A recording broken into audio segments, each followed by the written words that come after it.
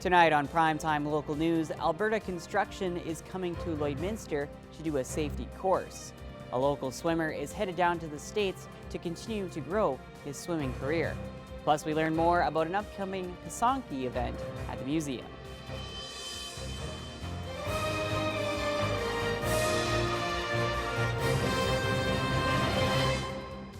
Primetime Local News, serving the Lakeland and Midwest regions.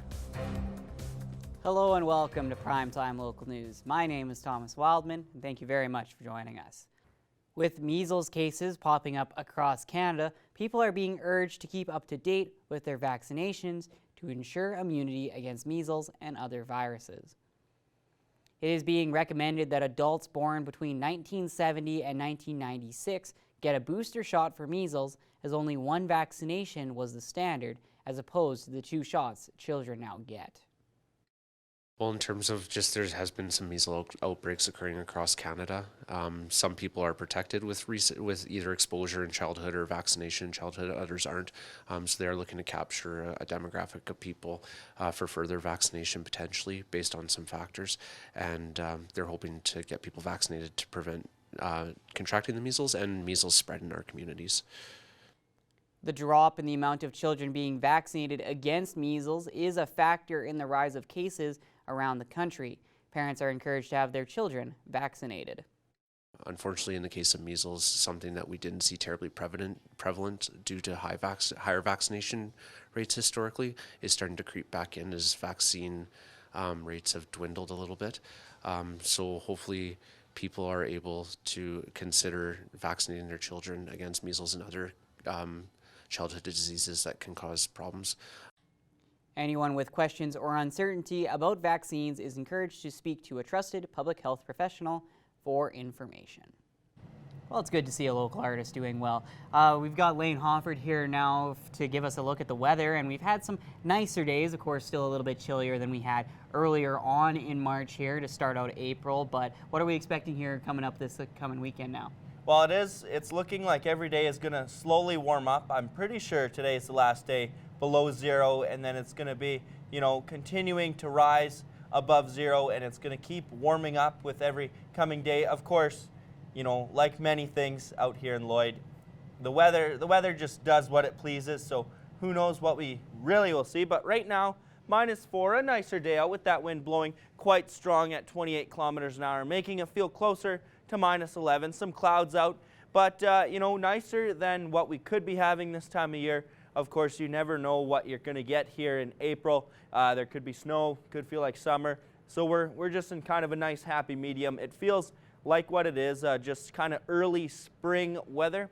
You can see all around it's pretty similar temperatures throughout Alberta and Saskatchewan. In Cold Lake and Lac La Biche, it's -1, +1 in Edmonton, Bonnyville, and Vermilion, as well as Provost, -2, St. Paul, Vegreville, and Wainwright, -3, as well as Marwayne there, and then Lloydminster, -4. -5 up in Isle La Crosse, -2 in Pierceland, Green Lake, and Meadow Lake, -3 in St. Walburg and Maidstone, -2 in Macklin, and -3 in North Battleford.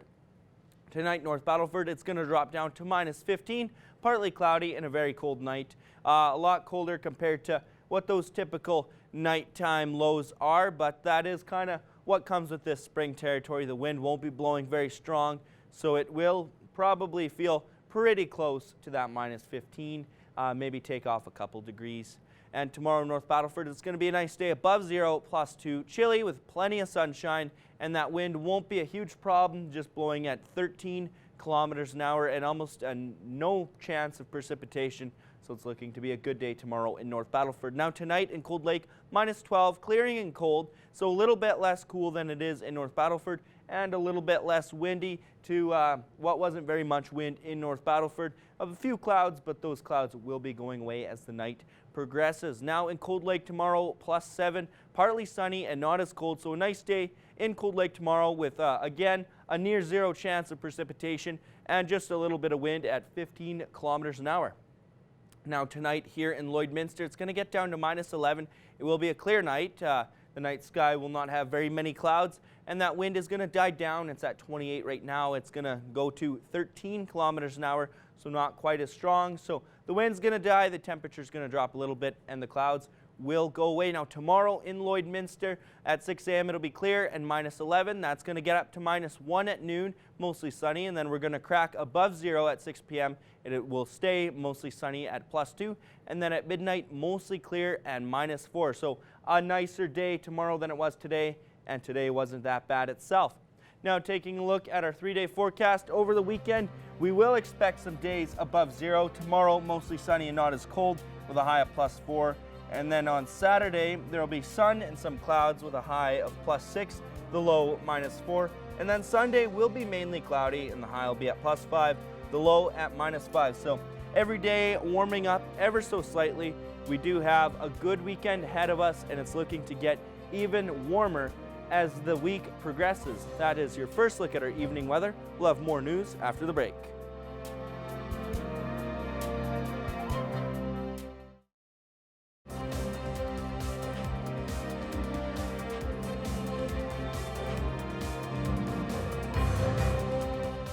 The Alberta Construction Safety Association is coming to Lloydminster April 8th for their Regional Safety Symposium. Randy Cormish got the chance to speak with someone involved to learn more. Today, I'm joined by Mark Hussain, who is a Chief Executive Officer at the Alberta Construction Safety Association. And today, we're just going to be talking about the Regional Safety Symposium that will be happening here in Lloydminster. So thank you so much for joining me today, Mark. Could you just start off by telling me a bit about the Safety Symposium and what attendees can expect? We're excited. April 8th is only the second of these two symposiums this year. It's all about kind of connecting with our members in the region and sharing information, tools, resources to help improve safety in the construction industry for those members. We're focused on sharing what we've got and listening to what our members have to say about what their needs are. And so it's a packed day. We're going to be talking about hazard management, the importance of incident investigations, and contractor management. Those are three big topics to improve safety in the construction industry.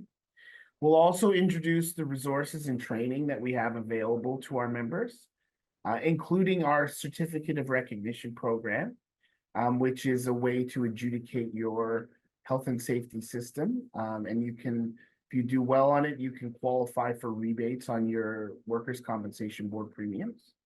And we also have a small employer certificate of recognition as well.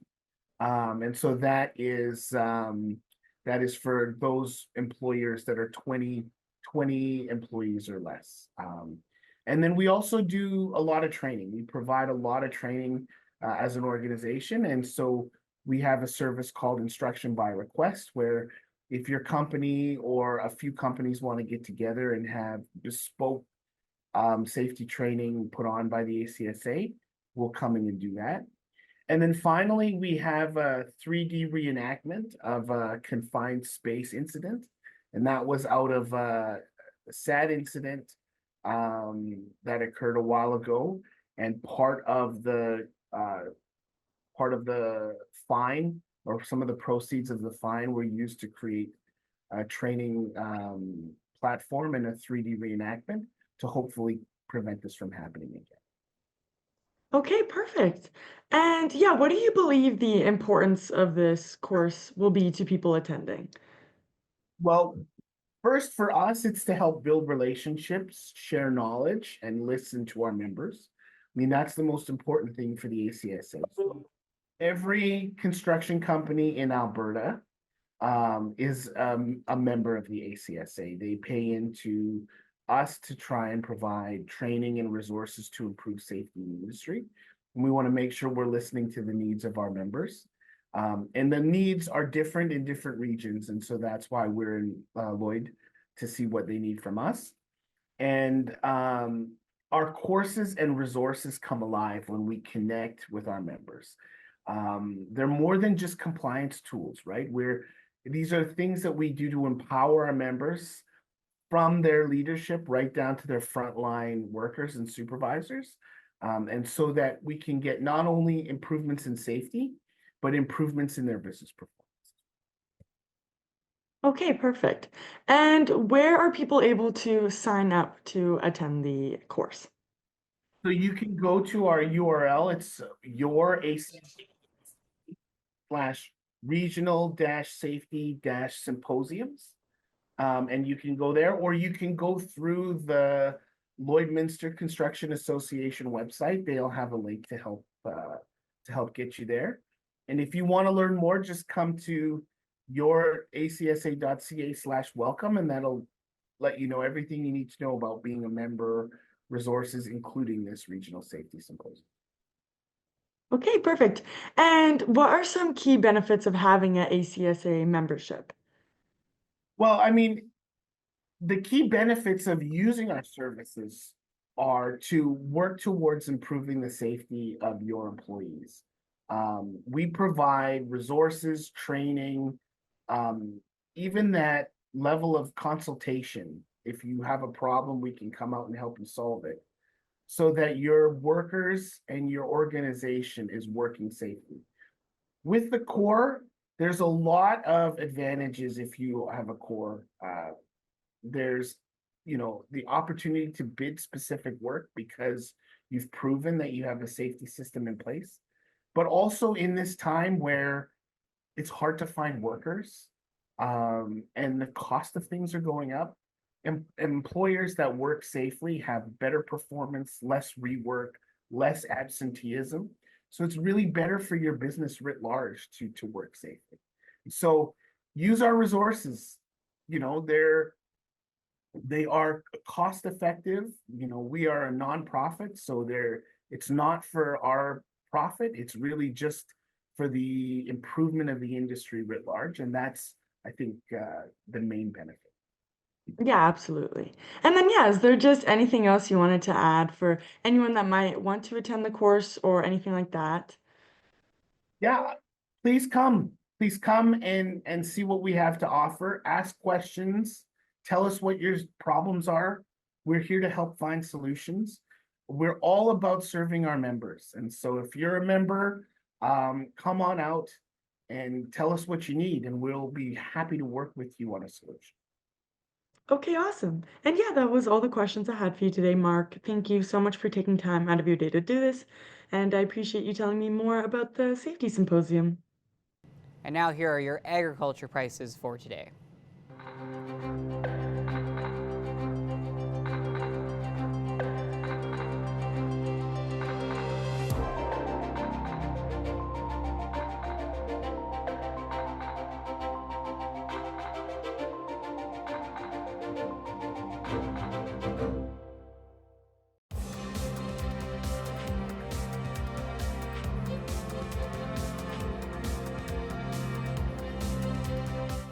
Matthew Dobson has been competitively swimming in Lloydminster for a number of years, but with his recent performance, he has been invited down south, and I got the opportunity to learn a little bit more about this remarkable man.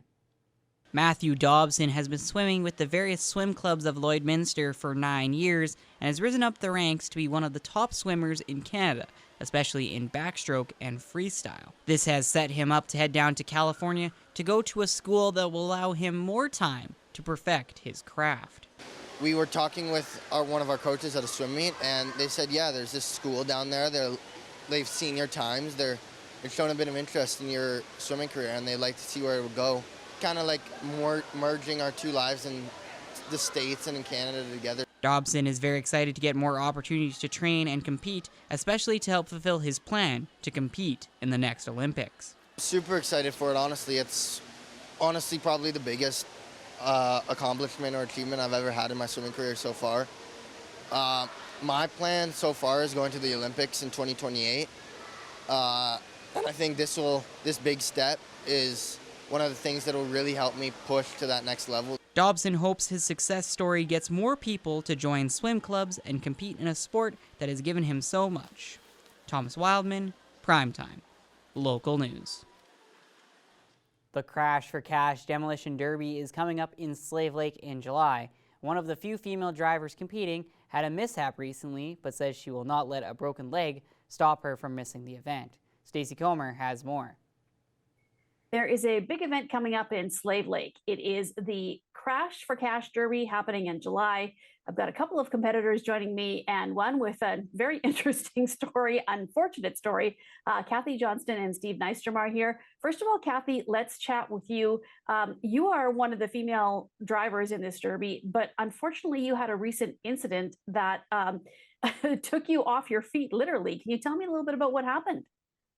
I had to fall down some stairs at my mother's place and broke 3 bones in my leg. And you had to get surgery, is that correct? I had to get surgery, yes. I've had my surgery now, and I'm 3 weeks just about on the road to recovery. So, and you are one of the drivers in the Slave Lake event. You've driven before. Tell me what it's like to drive in this event for you, Kathy. it's exciting. It is. Demolition Derby is something that just gets in your blood and you can't get it out. Once you get in that ring and you start competing, there's no other thing like it out there. To me, anyways, it's exciting. Tell me a little bit about the car you drive too, Kathy. Is there a specific thing that you look for in a vehicle? We tend to lean to the GMC brands. We like our Chev and GM products. I'm driving a 76 Buick LeSabre this time. Wagons are always nice. And the cream of the crop are the Imperials. They're always the best car. Well, Steve Nystrom is also joining us. Steve, you have competed against Kathy before, so tell me what it's like to be in this event against her. Well, going against Kathy is just like any other derby for me. She's a fierce competitor. She's always standing her ground. And if people think that just because she had a broken leg and some surgery is going to slow her down, it's really not. I mean, you can think that if you want, but sucks to be you if you do, because she'll take you out. Thanks, Steve. Now, Steve, what about your preference for driving in the Derby? Tell me about the vehicle that you are, or do you know yet what vehicle you're going to be driving? I'm not quite sure what I'm leaning towards this year. Last year, I ran a Chrysler New Yorker. I might do the same thing this year, but I got a couple other lined up. So once I haul some in, we'll pick a good quality car with little as rust as possible, and then we'll put her together. So no, I haven't started anything yet. Well, I know most people know what a demolition derby is, and this is a crash for cash. So obviously there's a lot of money at stake. There's people coming from around the world for this event. Steve, tell me, if people haven't experienced this, what is it like? Tell me about the ambience at the event. Well, it's really adrenaline for the fans itself, because I mean, in any motorsports, they're always looking, they won't tell you, but they're looking for the crash. We're the crash. So the crowd gets right into it. I mean, the harder the hits, the more action, the crowd really gets into it. And yeah, there's competitors coming from England, New Zealand, Australia already. So, I mean, there's lots of interest. So it's going to be a good time. Well, Steve, what is it for you that attracts you to this type of event, and how long have you been doing it? Oh, shoot. Well, I started when I was a kid. This is my 32nd year. And it's like Kathy said, it's an addiction. It truly is. So. And Kathy, I'm going to go back to you with that same question. How long have you been doing this now, and what's the main attraction for you? I've been doing it for 40 years now, and the main attraction is just the adrenaline rush you get going out there and competing with all the other drivers. And of course, if you win, it's even better. I mean, it's just a huge adrenaline rush. It's a lot of,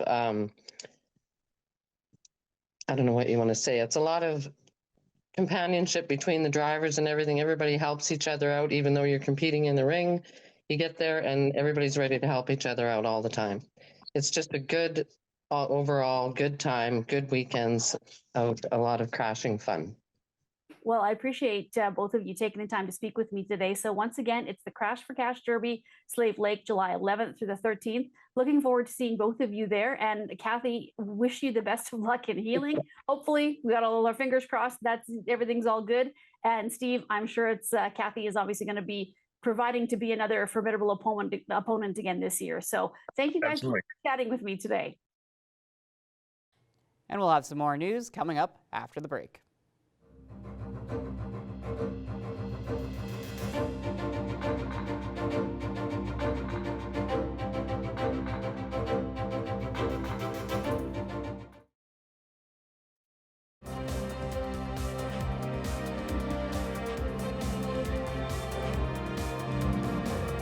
Hop into spring with the Lloydminster Museum's Easter Pasonki event coming up on Easter weekend. Our Starta Lazo has the details. Today I'm joined by Beth Bernard, and today we'll be talking about the upcoming Easter Pisanki event coming up at the Lloydminster Museum on April 19th. Thank you so much for joining me today, Beth. Yeah, thanks for having me. So, Beth, can you tell me a little bit more about the Easter Pisanki event? Like, what's that all about? Yeah, absolutely. As you said, it's on April 19th, so that's the Saturday of the Easter weekend. The event runs from 10 to 4:30. And so what we're doing is encouraging people to pre-register for a time slot to come in and decorate Pisanki, which is a traditional Ukrainian Easter egg. And then for kids who are 8 and younger, they will have we'll have dip dyeing for them.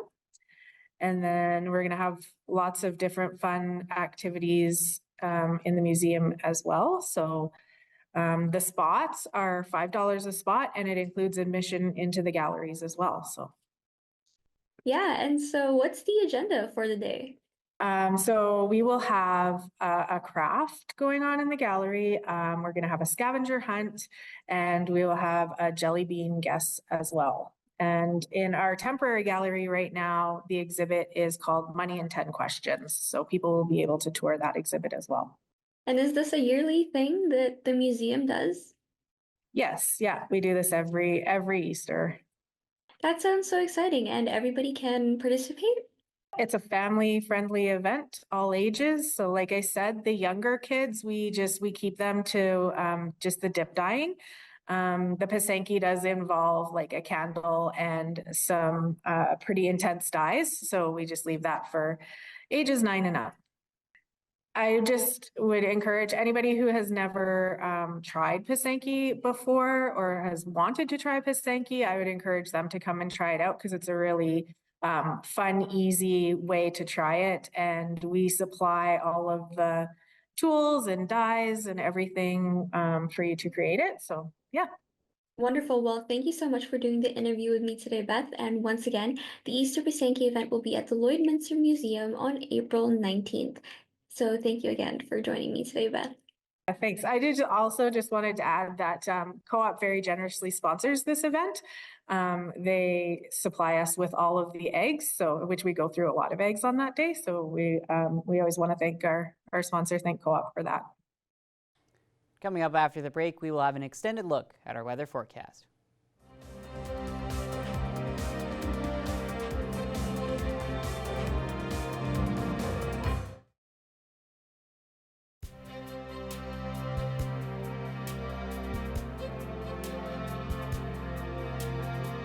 Welcome back. We're going to take a second look at your evening weather.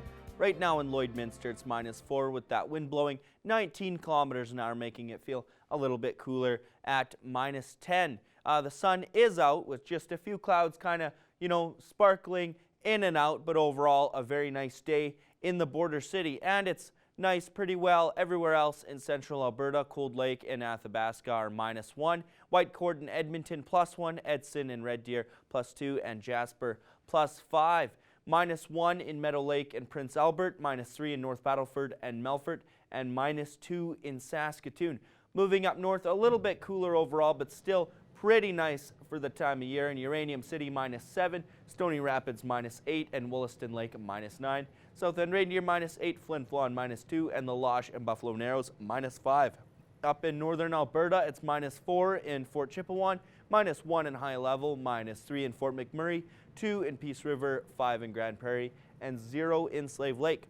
Now moving down south in Banff and Calgary at 0, Coronation -2, Medicine Hat 3, and Lethbridge +2.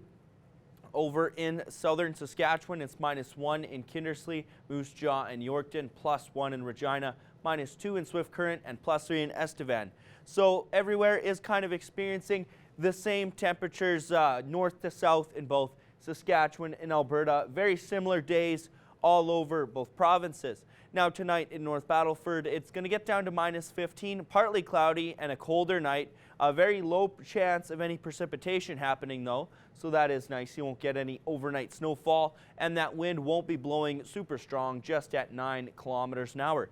Now taking a look at tonight's forecast in Cold Lake, it'll be -12, clearing and cold, so those clouds are going to die down as the night goes on. And once again, a very low chance of precipitation and not a lot of wind. So, you know, take it like it is, probably -12 in Cold Lake, and not much of a wind chill, and not a whole lot of clouds as the night progresses. Now tonight in Lloydminster, -11 and clear with a low chance of precipitation once again. So it's not looking like we're going to see any overnight snowfall in this part of both of our provinces here. So that is always nice, and doesn't look like a lot of wind either. It's going to die down once again to 13 kilometers an hour. So we got some clearer nights in the border city and area, and not a lot more coming with that. Now taking a look at the travel forecast in other parts of the region, in Meadow Lake, in Provost, it'll be -10. Bonnyville and Paradise Hill -13, and Isla Cross -17. All mainly clear nights with maybe a few clouds rolling in here and there. Now taking a look at some more temperatures, -14 in Murnum, -11 in Pierceland, -12 in Unity, -13 in Wainwright, and -8 in Calgary, with very similar night skies. Now taking a look at the 7-day forecast, looks like every day is going to get slightly warmer and warmer, and we're going to be itching ever so closely to that coveted +20 on Thursday. It's going to be +14, so we're getting closer. It's looking a lot nicer as the week is going to progress. Excellent, excellent. I am done with false spring, so that's very good to see here. Thank you all so much for watching. For Lane Hofford and everybody else here at Primetime Local News, have a great rest of your evening.